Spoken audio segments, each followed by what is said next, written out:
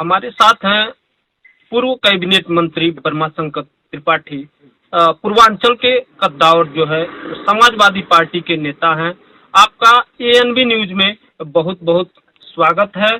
और आप जो है यहाँ सरकार में भी रहे हैं, तमाम जो है विकास कार्यों का शिलान्यास उद्घाटन भी आपने किया है, लेकिन मौजूदा समय में जो सरकार की योजनाएं हैं या उनका तरीका है, किस तरह से आप देखते हैं? अभी कुछ दिन पहले जो है यहाँ भव्य जो है तरीके से उद्घाटन हुआ एयरपोर्ट का, उसको किस तरीके से आप देखते हैं और क्या उसको लेके मैसेज देना चाहते हैं लोगों में? देखिए, 2012 से लेकर 17 तक समाजवादी सरकार माननीय अखिलेश यादव जी के नेतृत्व में चली और 2012 में मुझे कैबिनेट में रहने का अवसर मिला। सबसे पहले मैंने कुशीनगर में जो मैत्री परियोजना, जो दुनिया में सबसे ज्यादा ऊंची प्रतिमा लगती, मूर्ति लगती भगवान बुद्ध की, और पूरे बौद्धिस्ट कंट्री के लोग यहाँ आते, तो मैं समझता हूँ कि यहाँ के लोगों का रोजगार भी बढ़ता, विकास भी होता और यहाँ के लोगों की आर्थिक समृद्धि भी बढ़ती। लेकिन वर्तमान सरकार जो माननीय योगी आदित्यनाथ जी महाराज के नेतृत्व में चल रही है, उसको सबसे पहले उसको कैंसिल कर दिया। दूसरा एक बड़ा काम जो इंटरनेशनल एयरपोर्ट कुशीनगर,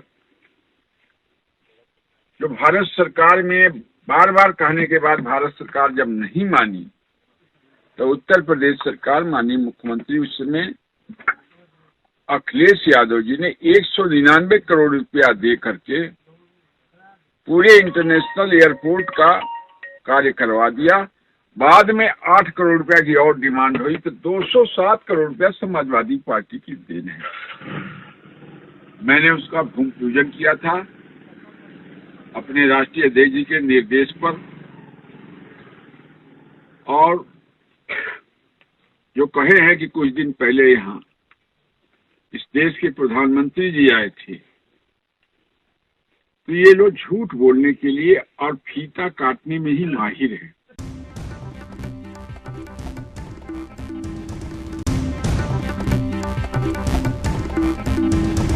चांदपुर में सियाऊ रोड पर एक एशियन हॉस्पिटल में डॉक्टर की लापरवाही से एक महिला की मौत हो गई है, जिसमें उसके परिजनों ने रोड पर रखकर जाम लगा दिया है और डिलीवरी के दौरान जो बच्चा पैदा हुआ था उसको भी गायब कर दिया गया है।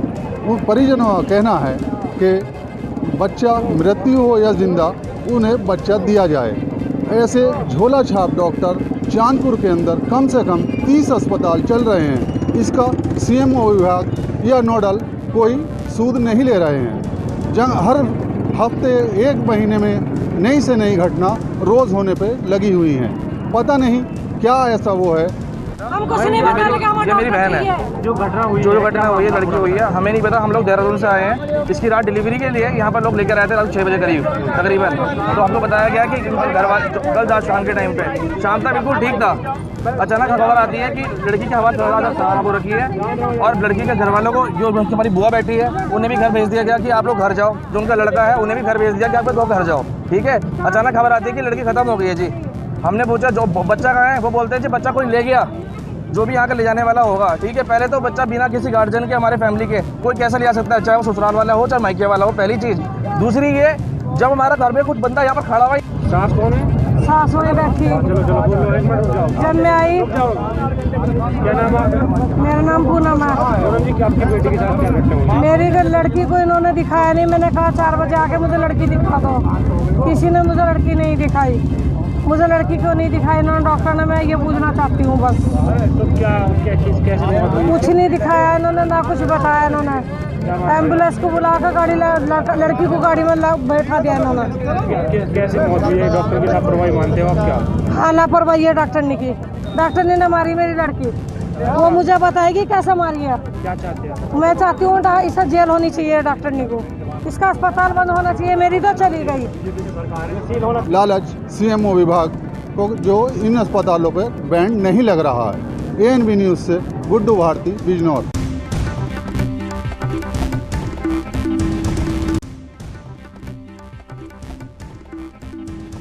मामला भिंड जिले के मेहगांव थाना क्षेत्र के बब्बा गांव का है, जहां पिछले शुक्रवार की रोज़ बच्चों को लेकर मामूली विवाद हुआ था और विवाद इतना बढ़ा कि दो पक्षों में गोलियां चलने लगी।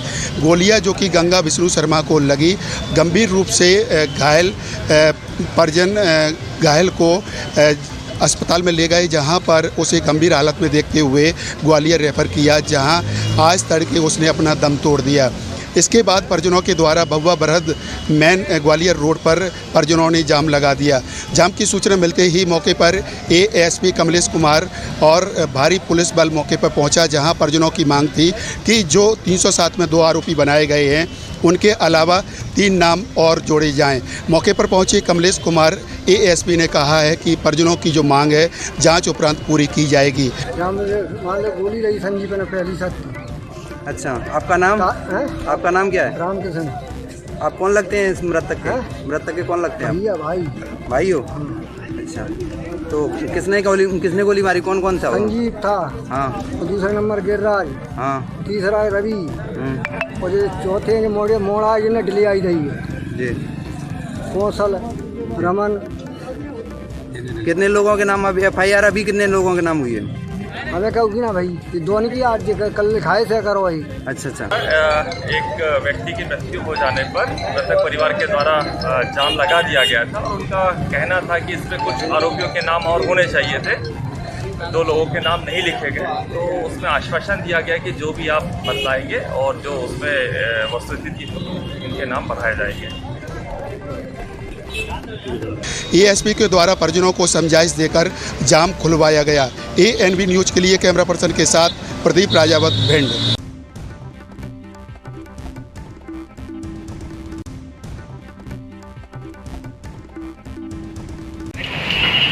लगातार पेट्रोल डीजल की महंगाइयों को लेकर के आज बालाघाट जिले की बात करें तो बालाघाट जिले में पेट्रोल डीजल के दाम बहुत बढ़ चुके हैं। यहाँ पर आम जनता काफ़ी नाराज़गी महसूस कर रहे हैं। देखा जा सकता है कि बालाघाट जिले की बात करें, यहाँ पर पेट्रोल डीजल की जो महंगाइयाँ हैं वो आसमान छू रही हैं।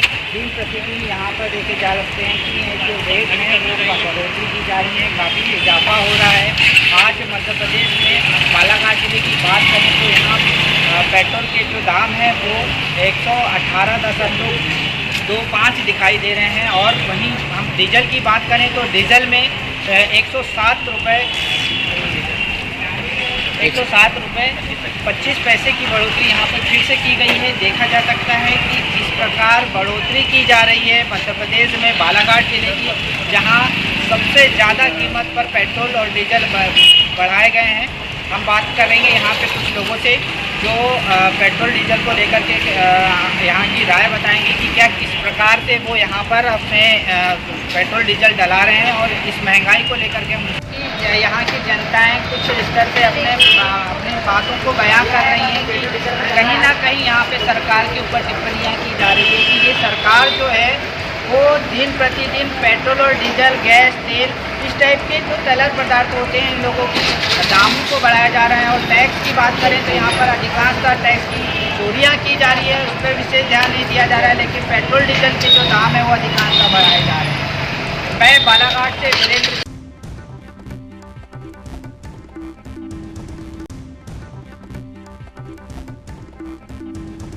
बांग्लादेश में पिछले 10 दिनों पहले हिंदू संगठन और उनके मंदिरों पर जिहादियों द्वारा हमला किया गया था, जिसको लेकर आज पूरे विश्व में इस्कॉन के द्वारा विरोध प्रदर्शन किया गया, जिसमें आज झांसी के इस्कॉन मंदिर से भी विरोध प्रदर्शन शुरू हुआ।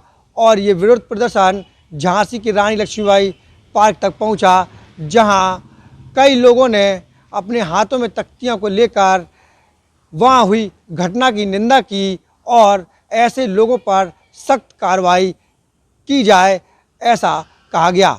हम आपको बता दें कि पिछले 10 दिनों पहले बांग्लादेश में हिंदू संगठनों और उनके मंदिरों पर जिस तरह से जिहादियों ने हमला किया, ये काफ़ी निंदनीय है, जिसको लेकर पूरे विश्व सहित आज झांसी में भी दर्जनों लोगों ने अपना विरोध प्रदर्शन दर्ज किया।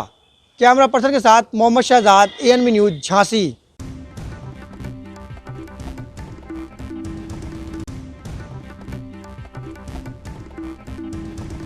गंगा का जल स्तर बढ़ने से गांव में पानी घुसने लगा है। आपको बता दें, सोरों ब्लॉक के गांव दतलाना में इस समय पानी भर गया है, जहां से लोगों ने अपने घर आशियाने छोड़ना शुरू कर दिए हैं। वहीं पर वो उचित जगह पर स्थान पे पहुंचने लगे हैं। यहाँ पर हमारे साथ गांव के कुछ लोग मौजूद हैं, जिनसे बात करेंगे किन किन परिस्थितियों का इन्हें सामना करना पड़ रहा है और क्या उचित इन्हें समस्या जो हो रही हैं उसका समाधान करने के लिए क्या कोई प्रशासनिक अधिकारी अब तक गांव में आया है या नहीं। हमारे साथ यहाँ पर गांव के लोग मौजूद हैं, आइए बात करते हैं। क्या नाम है आपका? महिपाल सिंह। महिपाल सिंह, बात की जाए क्या परेशानी आई है, कब से ये पानी भरा है गांव में? ये सब पूर्णमासी बारह दिन से पानी भरा गया है। अच्छा। हाँ, लेकिन तब से अभी तक कोई भी बाढ़ कम नहीं हुई है। लेकिन हम लोग इतने परेशान हैं कि अपने घर छोड़ के बाहर रह रहे हैं। कितना पानी आया होगा? पानी साहब इतना तो अंदाज नहीं हमें कितना आया है, लेकिन अपने घर छोड़ के हम बाहर रह रहे हैं। क्या क्या परेशानी आ रही है आपको? परेशानी है, बाहर टट्टी पेशाब सभी परेशानी है, घर के आगे भरा हुआ पानी, सभी परेशानी है। ये रात से ही आए, 12 बजे से ही पानी। और भी हमारे साथ यहाँ पर लोग मौजूद हैं, इनसे बात करेंगे। बात की जाए अगर फसल की, तो फसलों का क्या नुकसान हुआ है और यहाँ से जो लोग जहाँ पे पानी लागी फसल खत्म जी, गन्ना जो नया बोया जा रहा है उसकी खत्म, और भी फसल पुरानी में गन्ना है वो उसकी खत्म है। अगर बात की जाए जहाँ पर पानी भरा हुआ है, वहाँ से जो लोग घर खाली करके गए हैं, उन्होंने कहाँ अपना आशियाना बनाया, कहाँ पर रह रहे हैं? अब तो रोडों पर रह रहे हैं लोग। रोडों पर। क्या कोई प्रशासनिक अधिकारी आया है यहाँ पर ये जानने के लिए कि पानी की समस्या को लेकर? हाँ, कुछ लोग आए तो हैं। क्या उन्होंने क्या किया है? अभी कुछ नहीं किया है। अभी कुछ नहीं किया? कुछ नहीं किया जी, ये था हमारे साथ यहाँ गांव के लोग, जिनका साफ तौर पर कहना है कि प्रशासनिक अधिकारी यहाँ पर आए तो थे, मगर अभी भी समस्या का कोई भी समाधान नहीं हुआ है। आए मतलब पानी लगातार बढ़ता ही जा रहा है। जहाँ पर सिंचाई विभाग के लोग आते हैं और आकर लौट जाते हैं। कई लोग तो यहाँ पर ऐसे हैं जो अपना घर छोड़कर रोडों पर उन्होंने अपना आशियाना बनाया है। अब देखना होगा प्रशासनिक अधिकारी या कुंभकर्ण की नींद कब उनकी जागती है, ये देखने वाला समय बताएगा। कासगंज से ANB न्यूज़ के लिए मैं अतुल यादव।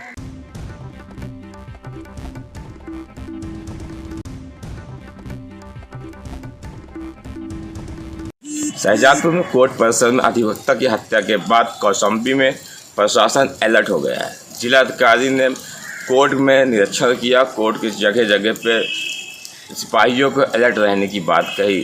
DM SP ने दोनों ने कोर्ट परिसर में CC कैमरा और सिपाहियों का अलर्ट किया। CC कैमरा भी चेक किए गए। कोर्ट परिसर में बिना तलाशी के कोई को आने दिया नहीं जाए। जिसका काम हो वही कोर्ट में जाए। जिलाधिकारी ने निर्देश दिया है कि कोई भी व्यक्ति फालतू कोर्ट के अंदर नहीं आने पाए।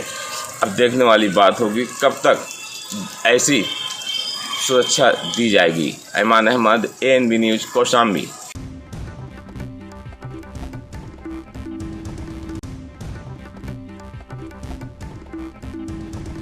उधम सिंह नगर के किच्छा में किसानों ने कृषि उत्पादन मंडी समिति के गेट पर जोरदार प्रदर्शन करते हुए मिल प्रशासन एवं मंडी प्रशासन पर मिलीभगत का आरोप लगाया और नारेबाजी करते हुए जोरदार प्रदर्शन किया। किसानों का आरोप था कि मिल प्रशासन द्वारा किसानों का धान नहीं खरीदा जा रहा है। पिछले करीब 1 हफ्ते से किसान परेशान हैं। भारी बारिश के चलते किसानों का हज़ारों कुंटल ख़राब हो चुका है, लेकिन बावजूद इसके किसानों द्वारा सस्ते दामों पर धान खरीदने के उद्देश्य से किसानों को परेशान करने का काम किया जा रहा है। किसानों ने आरोप लगाया कि मिल प्रशासन द्वारा किसानों का 100 कुंटल धान खरीदकर 300 रुपये की अतिरिक्त पर्ची बनाने का दबाव बनाया जा रहा है और इसी मामले को लेकर दर्जनों किसानों ने कृषि उत्पादन मंडी समिति के गेट पर जोरदार प्रदर्शन किया और प्रशासन से धान की तौल तुरंत शुरू कराने की मांग की। फिलहाल पूरा मामला किसानों द्वारा आक्रोश जताए जाने का है और किसानों द्वारा लगातार प्रदर्शन करते हुए चक्का जाम करने की चेतावनी दी गई है। अपने सहयोगी ऋषभ शर्मा के साथ राजू सहगल, किच्छा।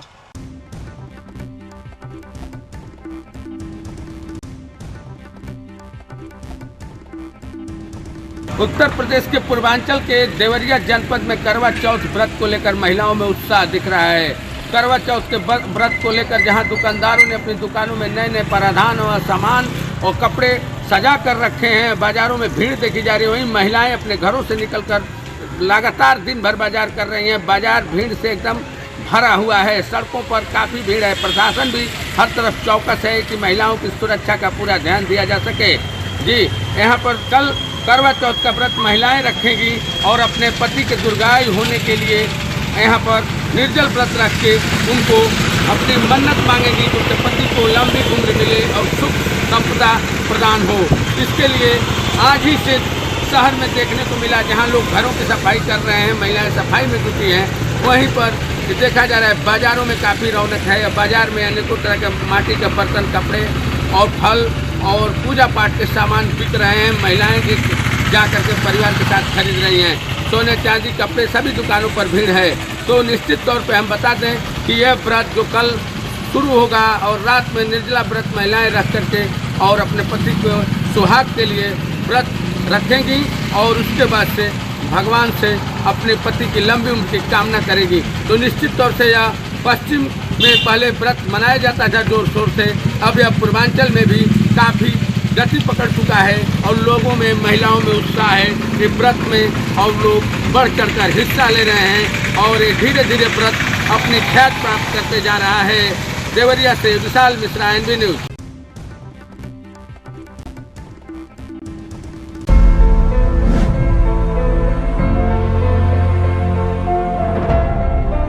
नमस्ते लंडन। ਅੱਜ मैं ਤੁਹਾਡੇ ਸਾਹਮਣੇ ਖਬਰ ਲਿਆ ਰਿਹਾ ਹਾਂ ਇੰਗਲੈਂਡ ਤੋਂ। ਪਰਾਲੀ ਸਾੜਨਾ ਕੋਵਿਡ ਬੁਲਾਉਣਾ ਹੈ। ਇੰਗਲੈਂਡ ਵਿੱਚ ਡਾਕਟਰੀ ਖੋਜ ਦੇ ਅਨੁਸਾਰ ਪ੍ਰਦੂਸ਼ਿਤ ਵਾਤਾਵਰਣ ਵਿੱਚ ਕੋਵਿਡ ਨਾਲ ਮਰਨ ਦਾ ਜੋਖਮ 7% ਵੱਧ ਜਾਂਦਾ ਹੈ। ਇਹ ਹਾਨੀਕਾਰਕ ਪ੍ਰਦੂਸ਼ਣ ਪਰਾਲੀ ਸਾੜਨ ਕਾਰਨ ਹੁੰਦਾ ਹੈ। ਇਹ ਗੱਲ ਸਾਰੇ ਸਮਝ ਲਓ। ਪਰਾਲੀ ਸਾੜਨਾ ਮਤਲਬ ਪ੍ਰਦੂਸ਼ਣ, ਮਤਲਬ ਕਰੋਨਾ ਹੋਰ ਵੀ ਖਤਰਨਾਕ। ਤਾਂ ਹੀ ਤਾਂ ਕਹਿੰਦੇ ਹਨ ਪਰਾਲੀ ਨਾ ਸਾੜੇ ਜੋ ਸਭ ਤੋਂ ਸਮਝਦਾਰ ਉਹ। ਹੁਣ ਆਪਣੀ ਮਨਪਸੰਦ ਮਸ਼ੀਨ ਕਿਰਾਏ ਤੇ ਲੈਣਾ ਸੌਖਾ ਤੇ ਸਸਤਾ ਹੋ ਗਿਆ ਹੈ। iKhet ਐਪ ਹੁਣੇ डाउनलोड करो।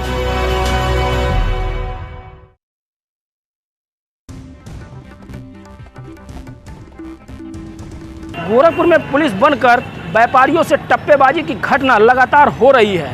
अभी एक हफ्ता पहले सिद्धार्थनगर के एक व्यापारी से कोतवाली थाना क्षेत्र से महज कुछ ही दूरी पर टप्पेबाजी की घटना को अंजाम देकर अपराधी फरार हो गए थे। पुलिस ने कहा कि सीसीटीवी फुटेज की मदद से अपराधियों की गिरफ्तारी के लिए कई टीमें लगा दी गई हैं। बावजूद इसके आज फिर कोतवाली थाना क्षेत्र के गोलघर काली मंदिर निकट सिंह बिरयानी के पास महाराजगंज जनपद के नौतनवा थाना क्षेत्र के रहने वाले एक व्यापारी योगेश चौधरी से लगभग 1.5 लाख रुपए की टप्पेबाजी की घटना को अंजाम देकर अपराधी बड़े आराम से फरार हो गए। बता दें कि यह व्यापारी सनौली कोतवाली क्षेत्र में इसका मोबाइल का शॉप है और हर हफ्ते ये मार्केट करने गोरखपुर आते हैं। आज भी वो बलदेवा प्लाजा में मोबाइल की खरीदारी करने आए थे, लेकिन वहाँ पहले से घात लगाए कुछ लोग जो अपने आप को पुलिस वाला बताकर चेक इन के नाम पर इनसे 1.5 लाख रुपए की टप्पेबाजी की घटना को अंजाम देकर फरार हो गए। वहीं घटनास्थल का निरीक्षण करने एसएसपी खुद मौके पर पहुंचे। उन्होंने कहा कि सीसीटीवी फुटेज की मदद से अपराधियों को चिन्हित कर जल्द ही गिरफ्तार कर लिया जाएगा। इसमें यह व्यक्ति महाराजगंज से यहाँ आए थे कुछ खरीदारी करने के लिए। इस पर कीटनाशक दवाइयों की चेकिंग के नाम पर कुछ युवकों ने इनको रोका और इनका बैग चेक किया। बैग में से इनके पैसे निकाल लिए जो कि इनको पता नहीं चला, और जब वो युवक चले गए तो व्यक्ति ने आगे बढ़कर जब अपना बैग चेक किया तो उसमें पैसे गायब थे। इस पर उन्होंने 112 को सूचना किया और तत्काल पुलिस बल मौके पर पहुंचा है। आसपास सीसीटीवी कैमरा दिखवाए जा रहे हैं और जो अन्य अपराधियों के रिकॉर्ड है वो भी चेक करवाए जा रहे हैं। और कीटनाशक दवा के विषय में हमको पकड़े हैं और कह रहे हैं बैग में कीटनाशक दवा, और ही लेकर के एक आदमी आया और पकड़ा और लेकर गए। वहाँ कुछ 2-3 लोग और थे उनके गिरोह के। क्या बताए थे आपसे पुलिस वाले, क्या बता चेकिंग के बारे में? हाँ सर बताए, पुलिस वाले बताए थे। हाँ, लेकिन वर्दी नहीं थी उनको। हाँ, तो कितना था पैसा? 1.5 लाख। कहाँ से आप आए थे? नौतनवा से। घर कहाँ आपका? अड्डा बाजार। यहाँ पे किस चीज़ की खरीदारी करने के लिए आए? हाँ? किस चीज़ की खरीदारी करने आए थे आप? कुछ मोबाइल लेना था, कुछ कपड़ा लेना था। आपने पुलिस को तहरीर दे दी है? हाँ। पुलिस को सूचना दे दी है? हाँ दे दिए सर को, बता दिए हैं। नाम बता दीजिए, क्या नाम है आपका? योगेंद्र नाथ चौधरी। लेकिन आपको बता दें कि कोतवाली थाना क्षेत्र में ये तीसरे टप्पेबाजी की घटना है, लेकिन अभी तक किसी की खुलासा नहीं कोतवाली पुलिस नहीं कर पाई है। फिलहाल ये घटना पुलिस कब इसका वर्क आउट करती है ये समय बताएगा, लेकिन कोतवाली थाना क्षेत्र में लगातार टप्पेबाजी की घटना से पुलिस के माथे पर बल पड़ गया है। पुलिस इस घटना के अनावरण में लगी है, लेकिन अभी भी जो अपराधी हैं वो पूरी तरीके से पुलिस की पकड़ से दूर है। एएनबी न्यूज़ के लिए गोरखपुर से गोविंद कुशवाहा।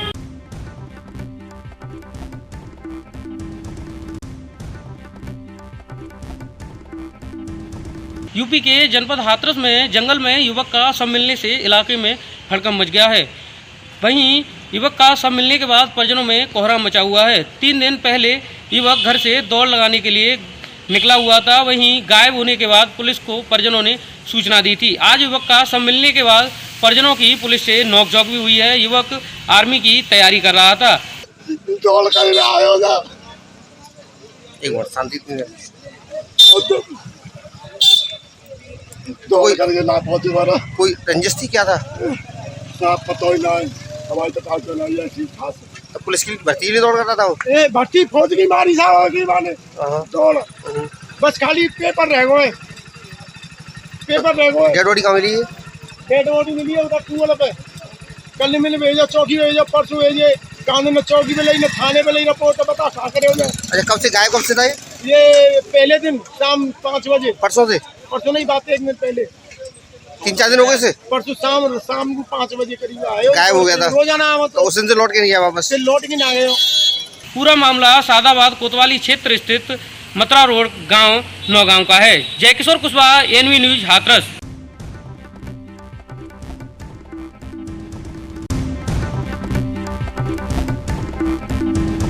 कांग्रेस की प्रेस वार्ता हुई और उसके अंदर दिल्ली सरकार को घेरने की कोशिश की। भ्रष्टाचार के मुद्दे की बात करें या डेंगू की बात करें या फिर अस्पतालों के अंदर सुविधाओं की बात करें, लगातार कहीं ना कहीं आम आदमी पार्टी को घेरते हुए नजर आ रहे हैं। मगर जहां तक जिस तरीके से आम आदमी कह सकते हैं कांग्रेस पार्टी के जो थे कहते हैं अनिल भारद्वाज जो पूर्व विधायक रहे हैं, वो उन्होंने जिस तरीके से आम आदमी पार्टी पर आरोप लगाया है कि आम आदमी पार्टी में पटाखा व्यापारी जो है उनको नाराज़ कर रखा है और पटाखे बेचने की अनुमति नहीं दी जा रही है। यहाँ तक कि ग्रीन लेवल के जो पटाखे हैं उन पर भी रोक लगाई गई है और ख़ास तौर पर यही चीज़ देखने को मिल रही है। बाज़ारों के अंदर भी जो पटाखा व्यापारी हैं वो नाराज़ हैं और कहीं ना कहीं दिल्ली सरकार से इस तरीके की गुहार के लिए कहीं ना कहीं अपील करते हुए नजर आ रहे हैं कि उनको परमिशन दी जाए पटाखे बेचने की, चाहे वो ग्रीन लेवल के पटाखे हों, क्योंकि उनकी जो दिवाली है वो लगातार कहीं ना कहीं अंधकार में डूबती हुई नजर आ रही है। मगर बात करें जिस तरीके से पटाखा व्यापारियों की, पटाखा व्यापारी बिल्कुल भी नाराज़ है क्योंकि पूरे साल इंतजार करने के बावजूद भी उनको अभी तक पटाखे बेचने की परमिशन नहीं दी गई है। पटाखा व्यापारी कह रहे हैं कि दिवाली बिल्कुल नज़दीक आ चुकी है और लगातार बिल्कुल 2 दिन के लिए ही अगर उनको अनुमति दी जाती है तो कहीं ना कहीं थोड़ी बहुत उनकी जो अर्थव्यवस्था है वो पटरी पर आ सकती है। मगर जिस तरीके से कांग्रेस के अनिल भारद्वाज ने जिस तरीके से आरोप लगाया आम आदमी पार्टी पर, आम आदमी पार्टी जनता के बारे में नहीं सोच रही है। 5 राज्यों के चुनावों की तरफ ही आम आदमी पार्टी का ध्यान है, तो उससे साफ जाहिर है कहीं ना कहीं आम आदमी पार्टी जो है वो लगातार चुनाव की तरफ ही देखती हुई नजर आ रही है। जनता के बारे में अभी तक नहीं सोचा जा रहा है क्योंकि महंगाई की जो मार है वो लगातार व्यापारियों की बात कर कोई व्यापारियों का एक वर्ग नाराज़ नहीं है। दिल्ली में व्यापारियों का बड़ा वर्ग, दिल्ली में ज़्यादातर व्यापारी परेशानी और आक्रोश में हैं। दिल्ली के और भी सेक्टर में, चाहे दिल्ली का नौजवान हो, उसे रोज़गार नहीं है, दिल्ली में प्राइवेट सेक्टर में रोज़गार नहीं है, कहीं भी स्थिति है कि दिल्ली के लगभग ज़्यादातर लोग इस सरकार से परेशान हैं। सर एक सवाल सर, दिल्ली के बाज़ारों में देखा गया है कि लोग मास्क लगा के चल रहे हैं, दूसरी बात की सोशल डिस्टेंसिंग का पालन नहीं हो रहा, उनके अलावा सिविल डिफेंस के लोग खड़े हैं जिसको चालान कर रहे हैं, इसको लेकर के क्या करें? नहीं, हम ये कहना चाहते हैं या फिर आम जनता की बात करें, उनकी पर घर गृहस्थी पर पड़ती हुई नजर आ रही है और कहीं ना कहीं वो अर्थव्यवस्था सुधरनी चाहिए थी, वो चीज़ अभी तक दिल्ली सरकार की तरफ से देखने को नहीं मिल रही है। कैमरा पर्सन इरफान खान के साथ राजीव कुमार तिवारी, एएनबी न्यूज़, दिल्ली।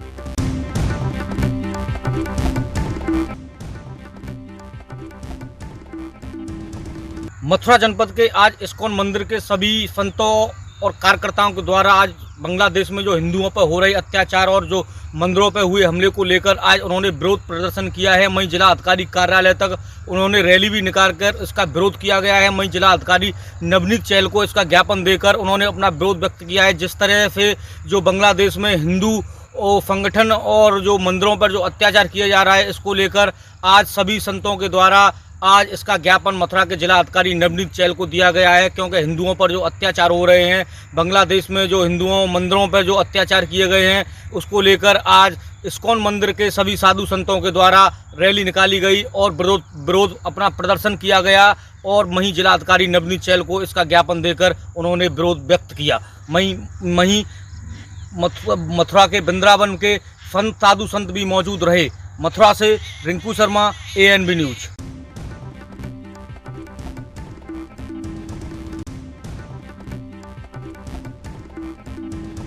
केंद्रीय गृह मंत्री अमित शाह आज अपने 3 दिवसीय दौरे पर जम्मू कश्मीर पहुंचे। घाटी पहुंचते ही उन्होंने आतंकियों द्वारा शहीद किए गए परवेज अहमद के घर का दौरा किया और उनको सांत्वना दी और उनकी धर्मपत्नी को सरकारी नौकरी के कागजात सौंपे। उनके साथ केंद्रीय राज्य मंत्री डॉक्टर जितेंद्र सिंह, उपराज्यपाल मनोज सिन्हा और जम्मू कश्मीर पुलिस के DGP दिलबाग सिंह भी मौजूद थे।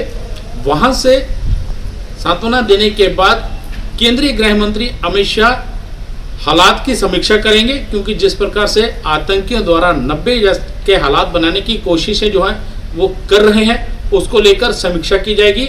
उस दौरान उनके साथ सेना के अधिकारी, CRPF के अधिकारी, BSF के अधिकारी, IB और जम्मू कश्मीर के बड़े अधिकारी शामिल होंगे। हालात की समीक्षा की जाएगी और जिस प्रकार से आतंकियों द्वारा नापाक हरकतों को अंजाम दिया जा रहा है, उस पर कहीं ना कहीं बड़ी कार्रवाई को अंजाम देने की कोशिशें जो हैं उसमें विराम लगाने के लिए लगातार कोई ना कोई इसमें बड़ा फैसला जो है वो लिया जाएगा, ताकि आतंकियों की धरपकड़ के साथ साथ घाटी में जिस प्रकार से उन्होंने अपने हालात बनाने की कोशिश की है, उसको कहीं ना कहीं रोक लगाने के लिए एक बड़ा फैसला ले सकते हैं। Ravindra Kumar Shrivastava, ANB news, Jammu.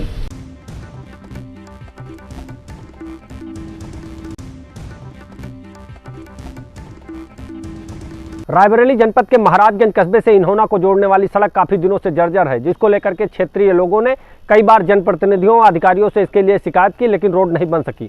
Road न बनने को लेकर के लगातार क्षेत्रीय लोगों की समस्याएं बढ़ती देख अनशनकारी बाबा राम केवल लगातार 4 दिनों से धरने पर बैठे हैं। बाबा राम केवल का कहना है कि जब तक रोड नहीं बनेगी तब तक हम धरने पर बैठे रहेंगे। बाबा राम केवल के समर्थन में आज क्षेत्रीय लोगों ने महाराजगंज तहसील गेट पर हनुमान चालीसा का पाठ किया। हनुमान चालीसा का पाठ करने वाले लोगों ने बताया कि हनुमान चालीसा का पाठ हम लोगों ने इसलिए किया है कि भगवान PWD विभाग और सरकार को सद्बुद्धि दे और रोड का निर्माण जल्द ही करा दे। कैमरा पर्सन पवन के साथ अमर प्रताप सिंह, ANB न्यूज, रायबरेली।